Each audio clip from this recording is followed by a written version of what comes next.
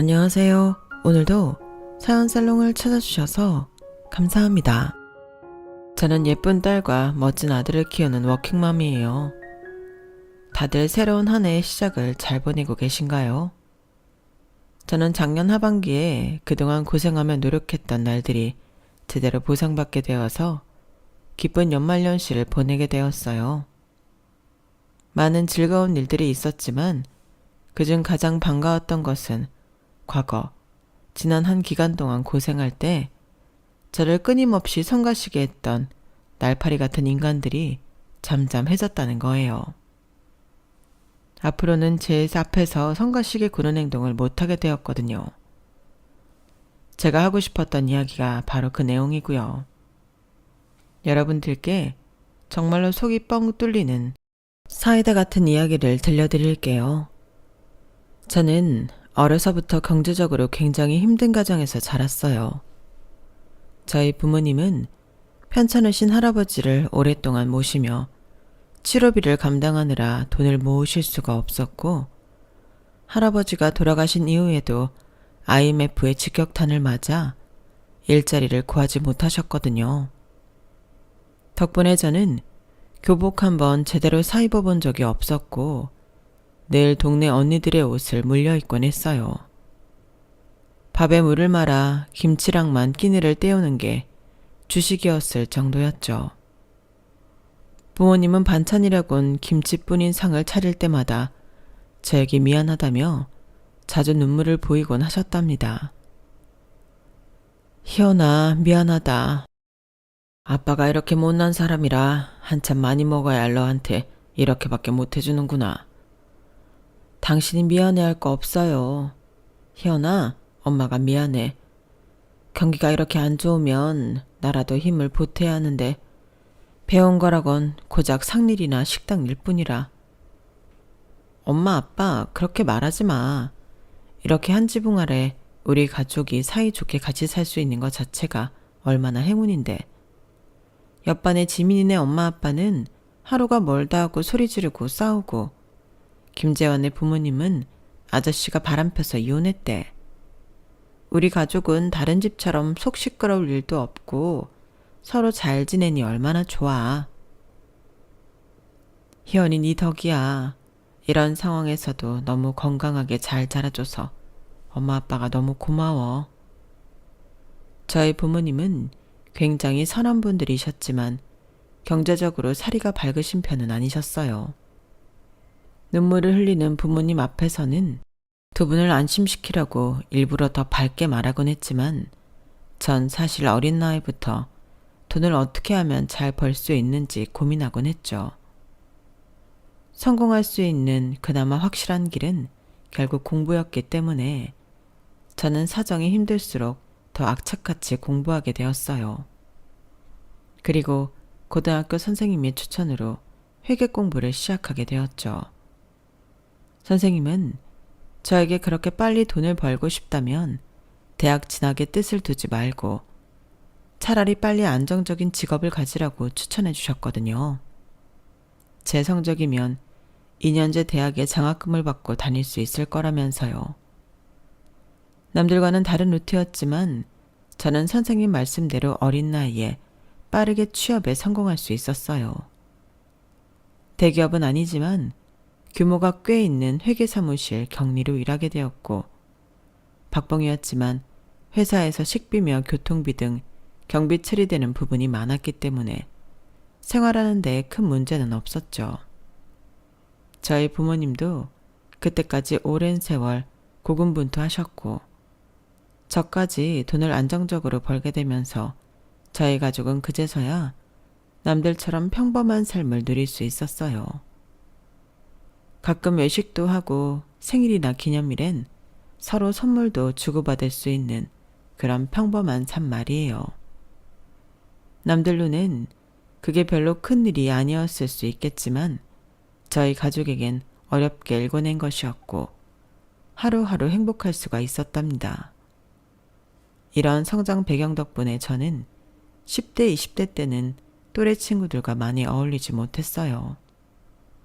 다른 친구들이 알바한 돈 모아 해외여행도 가고 연애도 하는 동안 저는 한 푼이라도 더 아끼며 살았으니까요. 친구들 사이에서 저는 짠순이로 소문날 정도로 특이한 아이였죠. 그런데 이런 저를 좋게 봐주는 사람이 나타나더군요. 바로 제 남편이었어요. 회사 동료의 소개로 만난 남편은 저의 짠순이 성향을 보고 어린 나이에 대단하다며 오히려 칭찬을 해주었어요. 그런 방법으로 절세 혜택을 받을 수 있는 줄은 몰랐네요. 저보다 4살이나 어리신데 정말 대단하세요. 아니에요. 저도 회사에서 일하다 보니 자연스럽게 배운 것인걸요. 그리고 아무래도 제 직업이 큰돈을 버는 직업은 아니니까요. 한 푼이라도 더 아껴야 되긴 해요. 그건 저도 마찬가지예요. 저희 회사가 이름만 많이 알려졌다 뿐이지 사실 규모는 크지 않아서. 안정적이라는 것만 빼면 큰돈을 만지긴 어려운 직업이긴 해요. 보통 여자분들은 저같이 돈 못 버는 남자 싫어하던데. 에이, 못 벌긴요. 박 대리님께 들었는데 벌써 팀장님이시라면서요. 그리고 어디 손 벌리지 않고 떳떳하게 일해서 돈 버는데 크고 작은 게 어디 있나요? 형편대로 아끼며 살면 되는 거죠. 전요, 저희 부모님이 IMF 때문에 경제활동도 못하시고 어려웠을 때도 크게 불행해 본 적은 없었어요. 형편이 좋던 안 좋던 저희 부모님은 항상 절 진심으로 아끼고 사랑해 주셨거든요. 저는 돈을 많이 버는 남자보단 애정을 많이 주는 남자가 더 좋은 것 같아요. 처음 만났을 때부터 저희는 대화를 나누면 나눌수록 서로가 운명의 상대임을 느꼈고 1년 남짓의 연애 끝에 결혼까지 약속하게 되었죠. 남편은 첫 만남 때부터 결혼 이후까지 저를 늘 존중해주는 다정한 사람이었어요.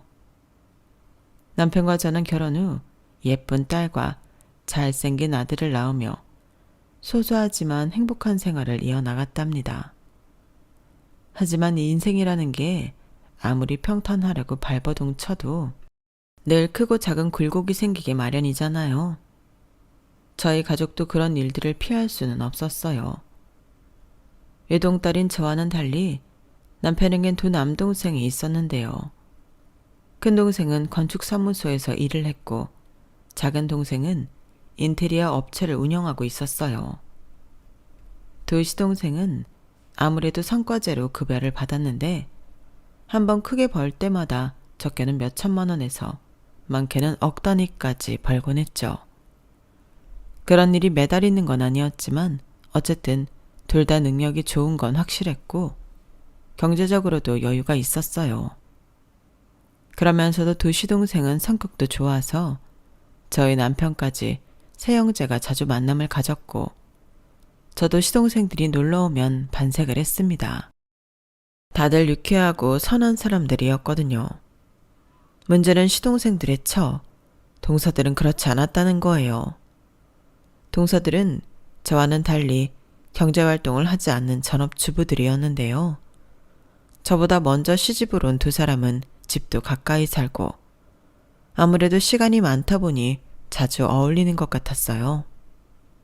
그러다 보니 상대적으로 저는 두 사람의 대화에 잘 끼지 못할 때가 많았죠. 사실 두 사람이 나누는 얘기를 듣다 보면 도무지 하나도 이해가 가질 않기도 했고요. 형님, 이거 이번에 꼼대가리송 새로 나온 신상 아니에요? 어머, 백화점 가는 거면 같이 가지. 엊그제 동창들 만나느라고 이번에 디자인이 다 괜찮게 나왔길래 하나 장만했지. 확실히 빛깔이 다르네요. 아니, 나 안 그래도 이번에 백화점 가면 꼼대가리송 들려고 했는데. 어머, 동서, 그러고 보니 팔찌 새로 했네? 반지랑? 이거 까르띠에 아니야? 이 세상에 어쩜 그렇게 많은 브랜드가 있는지, 그리고 동서들은 어떻게 그걸 다 줄줄이 깨고 있는지 모르겠더군요. 전 전부 꼬부랑 말들이라 이름 외우기도 한 세월 걸릴 것 같은데 말이에요. 명품 가방이나 귀금속이 비싼 건 알았지만 전 명품 브랜드가 파는 티셔츠, 모자, 양말 따위들이 그렇게까지 비싼 줄 동서들을 통해 처음 알았어요. 40만 원짜리 티셔츠를 턱턱 사는 동서들의 대화에 전 한마디도 끼어들 수가 없었죠. 그런 저를 보며 동서들은 늘 여우짓거리를 했어요. 실실 웃으면서 저한테 괜히 이런 말들을 하곤 했죠. 우리 큰형님도 좀 꾸미면 훨씬 예쁠 것 같은데. 형님, 좀 새 옷도 사세요. 이런 싼티나는 디자인 말고. 세상에, 이 바지는 대체 뭐예요? 무슨 목욕탕 아줌마도 아니고. 그냥 곤색 바지인데 뭘 그래. 나는 옷에 크게 돈 못 쓰겠더라고. 아줌마 바지가 시원하고 깔끔하기만 하면 됐지 뭘. 아무리 그래도 그렇지. 이건 촌스러워도 너무 촌스럽잖아요. 저희 세 사람이 모두 나이가 고만고만하니 중간에 한 번씩 말을 편하게 하는 거야 그렇다고 쳐도 두 사람은 만나는 횟수가 늘어갈수록 점점 더 저를 무시하더군요. 구체적으로 제가 입고 있는 옷, 머리 스타일, 하다못해 사용하는 지갑까지 언급하면서 말끝마다 촌스럽다는 말을 해댔죠. 제 입장에서도 허구한 날 명품 매장 돌아다니는 게 유일한 취미인 동서들이 좋아 보였던 건 아니에요. 그렇지만 저는 굳이 상대가 기분 나빠할 말을 입 밖으로 꺼내진 않았죠. 처음엔 배려였고 나중엔 상대할 가치가 없다고 느껴서였는데요. 동서들은 제가 가만히 있으니 멈출 줄을 모르더라고요. 아주 지들은 부잣집 마나님들이고 전 돈 없는 서민인 양 굴었죠. 그리고 저희 세 사람이 아이를 낳아 육아를 하면서 그 정도는 조금씩 심해져 갔어요. 아이를 키우는 분들이라면 다 공감하시겠지만 저한테 은근히 무시하는 말을 하면 저도 무시하면 그만이라 별 대응할 필요도 못 느끼고 감정이 상하지도 않는데 그 타겟이 제 아이들이 되면 이야기가 달라지는 겁니다. 무지하게 기분이 나빴죠. 사람이 몰상식해도 정도가 있는데 어떻게 남의 아이 흉보는 말을 애 엄마인 제가 똑똑히 보고 있는데도 하냐는 말입니다. 하루는 첫째 동서 부부가 저희 집에 놀러와 같이 식사를 했어요. 저희 집에서 모이니 아무래도 저도 신경 써서 이것저것 차려놓았는데 음식이 생각보다 많이 남더군요. 남편과 시동생이 잠시 담배를 피러 나간 사이 평소 집안일을 돕는 게 습관인 저희 큰딸이 빈 반찬통을 가져와 떡볶이를 담으려고 했어요. 근데 그걸 본 동서가 갑자기 질린다는 듯이 한숨을 쉬며 제 딸을 나무라는 거예요. 수진아, 떡볶이 그거 얼마나 남았다고 찬통에 옮겨 담고 있니? 다 먹었으면 그냥 음식물 쓰레기로 버리면 되는 것을 냅둬라. 저희 집에선 음식 남으면 따로 냉장고에 넣어두는데요. 그래서 애초에 덜어서 먹은 거고요. 참나, 떡볶이 그거 얼마나 한다고? 네 엄마 아빠는 자기들만 궁상 맞으면 됐지. 어떻게 자식들한테까지 궁상 떨고 살라고 가르친다니? 아, 설아, 내가 알아서 버릴 테니까. 동서, 지금 뭐라 그랬어? 뭐가 어쩌고 저째? 어머, 형님이 듣고 계신 줄은 몰랐네요. 아니, 근데 이건 좀 그렇잖아요. 자라나는 애들한테까지 냉장고에서 차기 식은 음식 내주고 싶으세요? 궁상 맞은 것도 정도가 있지. 음식 가지고 장난치는 거 아니에요. 아니에요. 저희 집만 그러는 게 아니라 학교 친구들 집에 놀러 가면 다른 집들도 그러던데요. 이거 봐. 형님이 평소에 얼마나 궁상을 떨고 사셨으면 애가 학교에서 맨날 친구 안 만날 친구. 수진아, 네 친구들이 다 그런 가난한 서민 집안 애들이면 같이 어울려 놀지 말아라. 이봐 동서, 말 가려서 못해? 지금 애한테 무슨 소리를 하는 거야? 벌써부터 집안 경제력 가려가면서 친구를 사귀라고? 지금 그게 초등학생한테 할 소리야? 그리고 깨끗하게 먹은 음식 다시 먹는 게 뭐가 어때서? 절약하는 습관은 부끄러운 게 아니라 칭찬받을 만한 자랑스러운 일이야. 다른 사람의 경제력만 보고 친구를 가려 사귀는 게 오히려 훨씬 부끄러운 짓이지.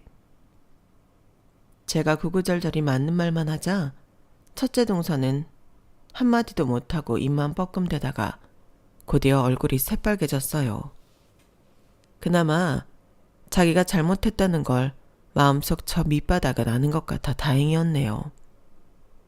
하지만 첫째 동서는 자신의 잘못을 인정하고 싶지 않은 듯 남편과 시동생이 돌아올 때까지 한마디도 안 하고 씩씩대다가 시동생이 들어오자마자 다음날 바쁜 일이 있다면서 나가버리더군요. 그리고 그날의 일이 본인 딴에는 굉장히 치욕스러웠는지 첫째 동서는 그날 이후로 만날 때마다 자기 아들 자랑을 하며 은근히 저희 애들을 무시하려고 했어요. 그전처럼 대놓고 뭐라고 하지는 못하면서 말이에요. 제가 좀 오래된 짧은 패딩을 입고 오면 보란 듯이 요즘 누가 짧은 패딩을 입어? 없어 보이게. 무슨 시장 바닥에 장사하는 사람도 아니고 말이야. 하면서 일부러 제 옷을 비꼬듯이 말하는 일도 잦았어요. 또 저희 애들이 핸드폰을 늦게 가지는 걸로도 수진이 너는 그 나이 되도록 핸드폰도 없이 너무 불편하겠다. 에휴, 내가 하나 사줄 수도 없고 하고 걱정하는 척 저 들으라는 식으로 비아냥대며 이야기하곤 했어요. 물론 그럴 때마다 저의 아이들도 불편한 거 없어요. 어차피 친구들이랑 자주 만나서 놀아서 연락할 필요도 없고 그 외엔 핸드폰 없는 게 더 공부에 집중이 잘 돼서 오히려 좋아요. 라며 응수했죠. 그럼에도 첫째 동서의 견제는 해가 지나고 또 지나도 멈출 줄을 모르더군요. 하지만 그전처럼 궁상 맞다느니 어쩌나느니 하면서 직접적인 말을 뱉진 않으니 저도 그냥 넘어가 주었어요. 사실 의도가 너무 뻔하고 유치해서 안쓰럽기까지 했거든요. 그러다 한 번은 황금 연휴를 앞두고 새 가족이 모였는데 첫째 동서가 먼저 고등학교에 막 들어간 조카 자랑을 하고 싶었는지 입을 열더군요. 아우, 우리 준열이가 이번에 또 영어 수학 전부 100점을 받아왔잖아. 얘는 이과 간다는 애가 영어는 또 왜 쓸데없이 100점을 받아오는지 원. 괜히 이번 달 갈비 보너스만 더 나가게 생겼잖아. 아니, 둘째 형님네는 대체 한 달에 준열이 과외비를 얼마를 쓰시는 거예요? 무용하는 우리 도연이보다 어째 더 많이 쓰시는 것 같아? 애가 능력이 없으면 돈 쓸 일도 없었겠지. 근데 워낙 능력이 좋으니까 부모된 입장에서 돈이 안 들어갈 수가 없잖아. 동서도 도연을 키우면서 내 마음 이해되지 않아? 그건 그렇죠. 이번에 또 콩쿨 준비한다고 한시도 쉴 틈이 없어요. 잘난 애둔 제 탓이죠 뭐. 그러니까 우리도 이번에 연휴엔 좀 여유가 있지 않아? 우리는 이번에 유럽 여행 가기로 했는데. 아 맞다. 저희도 일본 가요. 연휴엔 레슨 더 맡아서 올해는 못 가고 일본만 잠깐 다녀오려고요. 참, 첫째 형님네는요? 이번 휴가 때 여행은 좀 가세요? 우리는 경주 가기로 했어. 제 말에 첫째 동서는 기회는 이때다 싶었는지 눈을 반짝이며 저에게 되물어왔어요. 경주요? 설마 그 경상도 경주요? 애들 역사 공부에도 좋고 거기가 관광하기 그렇게 좋다더라고. 애들 공부를 위해서라면 영어권으로 가야죠, 형님. 저도 우리 준열이 공부에 도움되라고 유럽 가는 건데요. 애들 내신 생각하면 역사 공부보다 영어 공부가 훨씬 급한 거 몰라요? 이젠 수진이도 중학교 3학년인데 국영수가 중요한 거 아시잖아요. 저희 준열이도 그렇게 해외 많이 여행시켜주고 외국인들이랑 대화시켜봐도 얼마 전에 토익 점수 860점밖에 못 받았어요. 그것도 명문대 가려면 한참 부족한 점수죠? 아, 그런 거면 걱정 안 해도 돼. 수진이는 930점 나왔거든. 뭐가요? 토익 말이야. 어머, 어떻게 준열이보다 저 점수가 높게 나왔어요? 둘째 형님처럼 해외 많이 다니지도 않으시면서. 수진이가 워낙 미국 드라마나 영화를 즐겨보다 보니 그런가 봐. 요즘은 우리 때랑 달라서 애들이 공부하려는 의지만 있으면 알아서 자료도 찾아가며 공부하더라고. 눈을 동그랗게 뜨며 놀라 질문하던 막내 동서가 제 말에 첫째 동서 눈치를 쓱 보더니 말을 아끼더군요. 그 뒤로 한참 동안 저희 세 사람 사이엔 정적만 흘렀어요. 하지만 딱딱하게 굳은 첫째 동서의 표정과 벌겋게 달아오른 귀를 보고 전 속으로 그동안 묵었던 채증이 싹 가시는 듯한 시원함을 느낄 수 있었네요. 첫째 동서의 말투를 잠깐 빌리자면 저희 아이들이 유독 똘똘한 걸 어쩌겠나요. 저희는 사실 사교육에 큰 돈을 들이진 않고 어릴 때부터 아이가 혼자 알아서 공부하도록 지도한 것밖에 없었거든요. 첫째 딸은 그런 습관이 잘 장착되어 중학교 들어가면서부터 공부를 곧잘 했어요. 한두 번씩 전교 1등도 하면서 말이에요. 반면 둘째인 아들은 공부에는 영 흥미를 가지지 못하는 듯 하더니 태권도에 흥미를 붙여 열정적으로 운동을 하기 시작했는데요.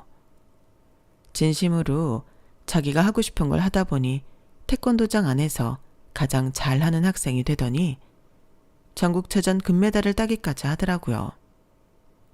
아이들 엄마로서는 이보다 더 뿌듯한 일이 없을 정도였죠. 문제는 아이들의 능력치에 맞게끔 저희가 뒷바라지를 제대로 해주기 어렵다는 거였어요. 두 아이가 모두 어려서부터 남다른 아이들이었다 보니 저도 아이들을 제대로 뒷바라지 해주려면 탄탄한 경제력이 뒷받침되어야 함을 뼈저리게 느끼게 되었어요. 적어도 제 아이들이 자신의 재능을 펼치는데 걸림돌이 되지는 않기 위해서 부모로서 더 노력해야 한다는 것을 느끼게 되었죠. 그래서 전 늘 회사에서 퇴근 이후건 주말이건 경제 공부를 게을리하지 않았고 재테크 공부도 틈틈이 했답니다. 저희 가족 상황에 유리할 만한 적금 및 기타 재테크를 해오고 있었고 청약도 정말 꾸준히 시도했어요. 절약해서 산다고 저희 가족을 안이 꼽게 보는 사람들도 당연히 있었죠. 제가 돈독이 올라서 가족들이 팍팍하게 살겠다고 하는 사람들이요. 그중 으뜸은 바로 동서들이었고요. 하지만 저희 가정은 언제나 화목했어요.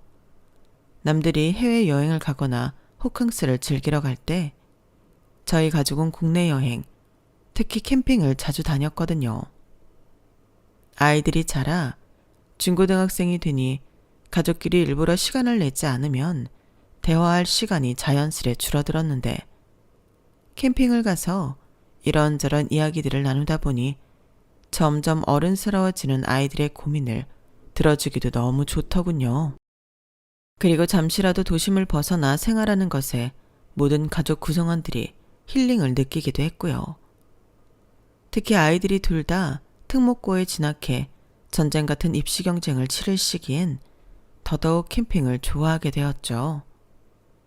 그렇게 좋아하는 캠핑 용품마저 꼭 필요한 것만 들고 다닐 만큼 남들보다 조금 더 절약하며 조금 더 부지런하게 열심히 공부하며 살던 저희 가족의 노력은 얼마 전 드디어 빛을 발하게 되었습니다. 무려 10년 만에 청약에 당첨이 된 거예요. 게다가 그 당첨된 아파트는 서울에 있는 40평형의 아파트였죠. 거의 로또나 다름없는 행운을 맞이한 저희 부부는 그날 기쁨의 눈물을 흘리며 서로를 부둥켜 안았습니다. 우리한테 이런 날이 오다니. 여보, 그동안 너무 고생 많았어. 당신이 드디어 해냈어. 여보, 정말 고생 많았어. 세상에, 정말로 이 아파트에 당첨될 줄이야. 이게 다 당신 덕분이야. 아니야, 당신이 없었으면 애초에 이사 생각조차도 못했을 거야. 내가 그동안 너무 심했지. 항상 묵묵하게 내 말 따라줘서 너무 고마워, 여보. 그게 무슨 소리야. 당연히 당신이 잠도 줄여가면서 재테크 공부하고 똑부러지게 재정 운영한 덕분이지. 내가 너무 고마워, 여보. 이 지역 아파트면 당신은 우리 노후까지 해결해 준 거야. 우리 이제 정말로 우리 애들 뒷바라지에만 전념할 수 있겠어. 뒤늦게 소식을 접한 저희 아이들 역시 고맙게도 저희의 노고를 알아주어 엄마 아빠 고생하셨다며 작은 선물을 해주었어요. 작고 귀여운 키링과 꽃장식이 달린 롤케이크를 보며 저는 또 한 번 눈물을 흘릴 수밖에 없었죠. 저는 마음이 차분해지는 대로 주변의 다른 사람들에게도 이 일을 알렸고 친정 가족들과 작지만 오래된 친구들을 저희의 일을 진심으로 축하해 주었답니다. 신혼생들 역시 형수인 제게 대단하시다며 칭찬과 축하를 아끼지 않았고요. 동서들에겐 연락이 없었네요. 하지만 그 두 사람에게 신경 쓸 겨를도 없이 저희 가족은 정신없이 이사 준비를 시작했어요. 원래 집에서 오래 지냈던 만큼 이사 준비는 정말 끝이 없더라고요. 긴긴 이사 준비며 서류 작업 등 절차를 모두 밟은 뒤 저희는 꿈의 아파트에 입성하게 되었어요. 20평형대 아파트에서 옹기종기 살 때랑은 비교도 할 수 없을 정도로 넓어진 거실에 또 한 번 울컥 눈물이 차올랐죠. 짐이 다 정리되자 저희는 친정 부모님 먼저 집들이에 모셨고 친정 부모님은 제가 이렇게까지 성공할 줄은 몰랐다면서 저희 부부의 손을 꼭 잡고 눈물을 보이셨어요. 우리가 해준 게 뭐 있다고 이렇게 잘 컸니? 그간 고생했다 우리 딸. 전서방, 자네도 참 고생했네. 고생했어. 아이, 엄마도 참 해준 게 뭐가 없어요. 다 엄마 아빠가 해준 걸로 여기까지 온 건데. 전 아무것도 한 게 없습니다. 다 이 사람이 혼자 공부하고 도전해오면서 벌어진 일이에요. 아니야. 우리 희연이가 이렇게 좋은 집에 떵떵거리고 살게 된 건 다 전서방 덕분이네. 우리 애가 참 똘똘하고 야무진데 여자아이인 게 늘 마음에 걸렸어. 자네같이 좋은 남편이 아니었으면 이렇게 자기 역량 펼치고 살 수 있었겠나? 다 자네 덕분이야. 그것 또한 장인어른께 늘 잘 배운 덕이죠. 그렇게 저희 가족은 따뜻한 집들이 시간을 보낼 수 있었답니다. 이후의 집들이 시간들도 화기애애한 시간들을 보냈고요. 저는 일부러 시동생들을 가장 마지막으로 불렀어요. 동서들을 부르면 보나마나 또 기분 나쁜 소리를 할 게 뻔한데 새 집으로 이사 온 지 한 달도 안 돼서 기분이 나빠지고 싶진 않았거든요. 제가 평소 동서들이 절 무시하고 자꾸 신경전을 벌이는 것을 남편과 시동생들에겐 티를 안 냈기에 남편에게는 집들이를 처음 해봐서 힘이 드니 다른 사람들 초대해보고 시동생네를 부르는 게 좋겠다고 둘러댔습니다. 남편은 흔쾌히 그러자고 했고요. 그렇게 시동생들과 동서들이 오는 마지막 집들이 날이 왔어요. 평소 담담하게 동서들, 특히 첫째 동서를 잘 참아왔지만 이번 일은 저희 가족에게도 저 개인에게도 너무나 크고 뜻깊은 일이었기에 전 본능적으로 동서들을 참아주기가 어려울 것 같다는 생각이 들었어요. 그래서 일부러 동서들을 마지막 순서로 초대한 것도 있었고요. 마음의 준비를 하기 위해서요. 무슨 소리를 하던 한 귀로 흘려버리리라 다짐하며 저는 조금 일찍 집들이 준비를 하고 있었어요. 미리 음식 세팅을 다 해놓고 쉬면서 손님 맞이를 기다리려고요. 그런데 약속 시간 약 2시간 전에 첫째 동서한테 연락이 오더라고요. 형님, 집들이 준비 다 하셨죠? 그렇긴 한데 무슨 일인데? 그럼 우리 좀 데리러 와주겠어요? 형님네 집들이 선물 산다고 근처 땡땡 백화점이거든요. 동서랑 저랑요. 거기면 그렇게 멀지 않은데? 그냥 바로 저희가 짐이 있잖아요. 이거 들고 어떻게 걸어가요? 차를 타고 이동할 거리가 아니었지만 대단히도 뭘 샀는지 차가 꼭 필요한 모양이었어요. 하지만 동서들은 둘 다 면허가 없었기에 차가 없었죠. 그래도 그렇지 아주 당연하다는 듯이 데리러 오라고 얘기하는 첫째 동서의 말투에 저는 속으로 욱하고 화가 치밀어 올랐어요.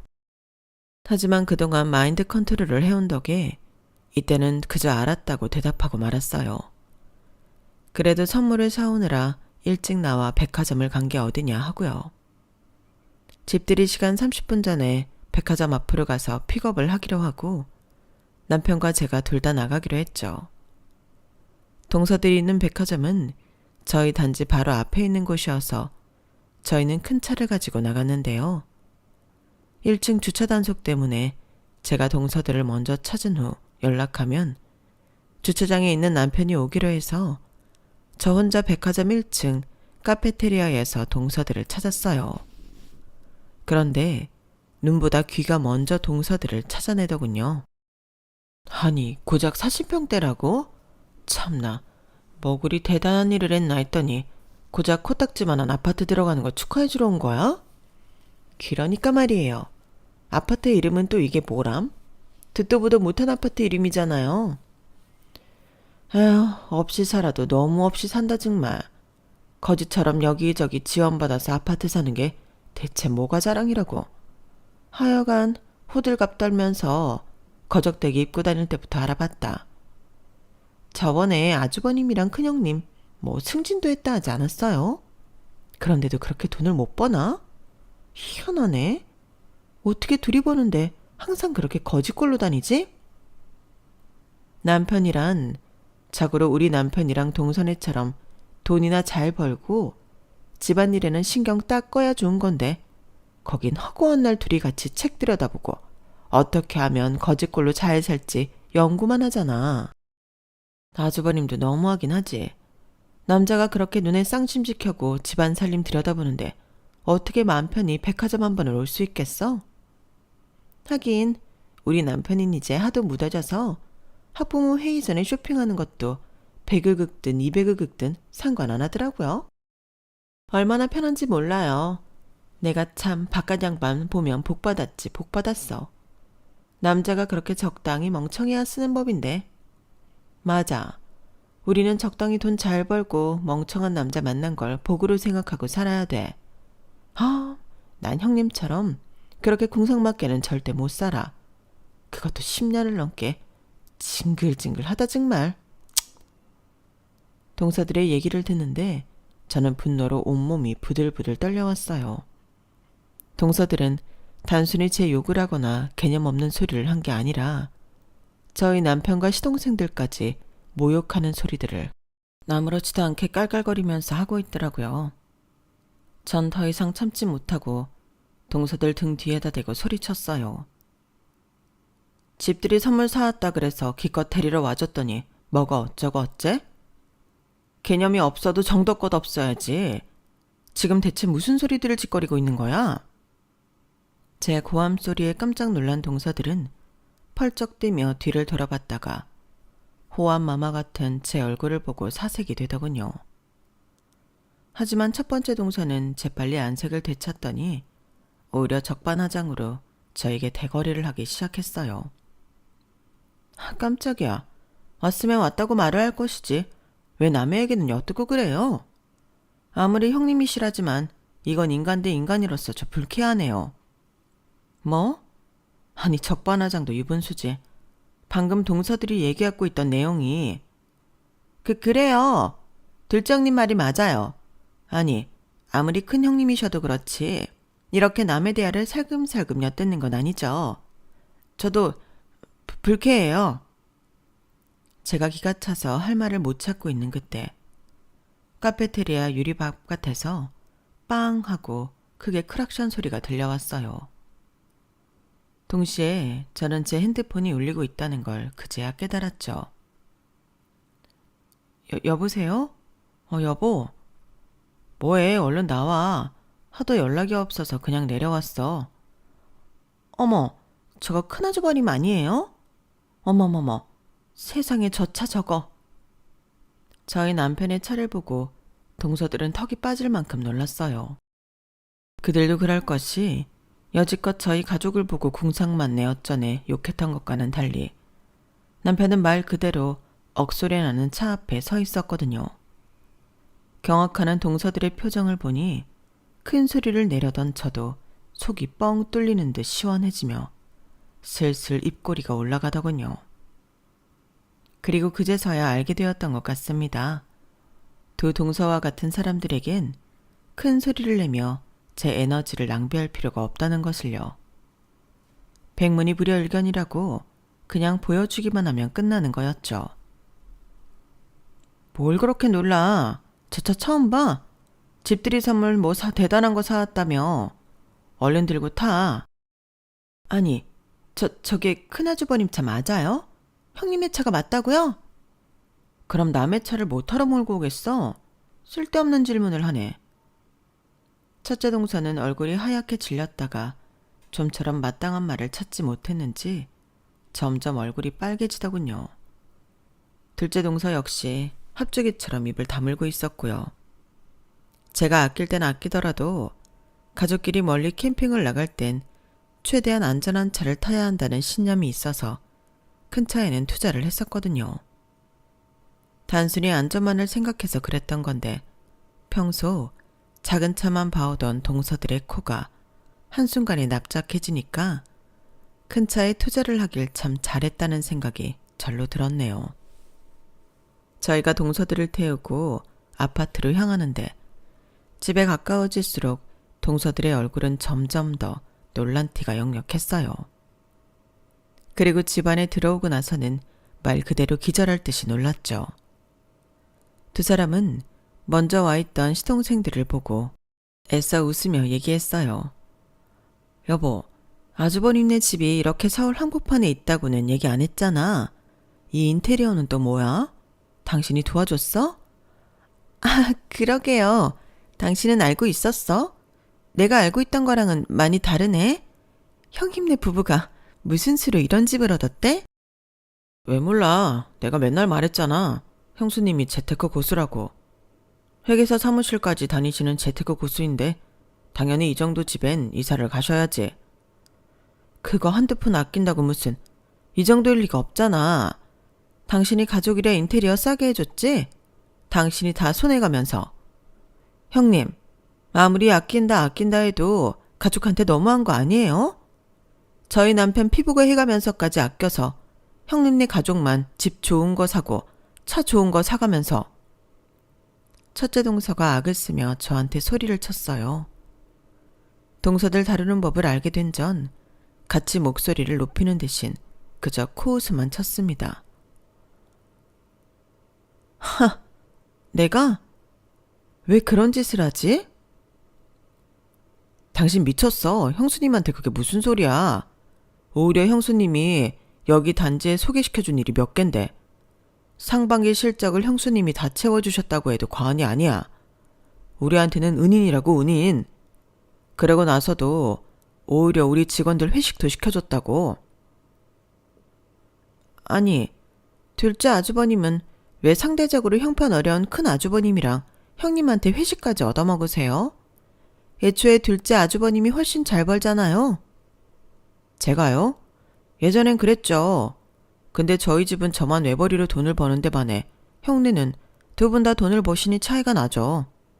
게다가 두 분 다 이제는 직급도 많이 올라가서 아마 엄청 잘 벌 거예요. 맞아 여보. 당신이라도 조용히 있어. 두 분 월급만 해도 외벌이인 우리들이랑은 차이가 나는 데다가 형수님 주식 배당금만 해도 엄청나게 들어온다고. 게다가 우린 성수기 때만 뭐 몇천씩 버는 거지 기복도 심한데 형이랑 형수네는 둘이서 몇천씩 버는 거라 차원이 달라. 서방님들은 이렇게 잘 알고 있는데 동서들은 영 아는 게 없네. 그러면서 뒤에선 본인들이 돈 잘 벌고 멍청한 남편 둬서 복 받았다는 소리나 짓거리고 있었어? 돈 많이 써도 의심 안 하는 남편이라 좋다고? 뭐라고요? 그게 무슨 말이에요, 형수? 저 말을 믿어? 딱 봐도 형님이 거짓말하는 거잖아. 남자는 적당히 멍청해야 쓰는 거라면서 우리 남편은 맨날 쌍심지켜고 우리 집 살림 들여다봐서 내가 궁상맞게 산다며. 아까 내가 지적할 때는 왜 남의 말 엿듣냐고 역정내더니 왜 지금은 또 엄한 사람을 거짓말쟁이로 몰아가? 대체 내가 뭐하러 이런 거짓말을 하겠어? 당신 그 말이 사실이야? 둘째 형수랑 저딴 소리를 했냐고. 아니 그게... 둘째 동서가 할 말을 못 찾고 어버버거리며 진땀을 빼자 제 남편과 시동생들은 곧바로 제 말이 사실이라는 걸 깨닫고 불같이 화를 냈어요. 재수 씨들 그렇게 안 봤는데 아주 속이 시커먼 사람들이었네요.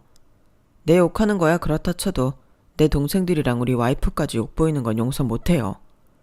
성실하게 사는 사람들 뒤에서 험담이나 하고 본인들은 놀면서 콩고물 얻어먹는 걸 자랑으로 여기고 있었다니 이렇게까지 질라진 사람들이었어요? 이 옆에 애들이 형수님처럼 돈을 굴리지는 못할 망정 뒤에서 그딴 소리나 하고 있어? 안 그래도 요즘 불경기라 힘들어 죽겠는데 평생 우리가 벌어온 돈 쓸 줄만 아는 주제에 마음까지 못 났다니 정말 실망이다. 앞으로 카드 한도 확 낮출 테니까 그런 줄 알아. 당신도 마찬가지야. 우리가 무슨 당신 ATM 기계인 줄 알아? 앞으론 당신 생활비는 당신이 벌어서 써. 첫째 동서는 땀을 삐질삐질 흘리면서 입도 뻥긋 못하고 있었고 둘째 동서는 금방이라도 눈물이 툭 터질 것 같은 표정이었죠. 남편은 동서들은 우리 집에 들이고 싶지 않다면서 들고 온 선물을 다시 쥐어주곤 그대로 집 밖으로 내쫓았어요. 시동생들 중 누구도 남편의 행동을 말리지 않았고 오히려 차에 태워주고 싶지도 않으니 알아서 버스든 지하철이든 타고 집에 가라며 동조했죠. 결국 동서들은 저희 집에 들어오자마자 그대로 집으로 다시 돌아가게 되었어요. 게다가 그날 이후로 동서들이 쓰던 카드는 전부 뺏겨버리고 말았답니다. 시동생들은 최소한의 생활비만 동서들에게 지급했죠. 그것뿐만 아니라 그동안 동서들이 본인 남편들에게 조금씩 거짓말을 해가며 자기 사리사욕을 채우는 지출을 했던 것이 전부 탈탈 털려 앞으로 다시 한 번 더 그런 짓을 저지른다면 이혼하겠다는 각서까지 썼어야 했고요. 그동안의 어리석었던 아날들이 전부 본인들 업보로 돌아와 동서들은 한순간에 거짓 신세로 전락하게 되었어요. 좋은 집에 살면서 자기 소유는 하나도 없는 그야말로 풍요 속의 빈곤인 삶이 된 거죠.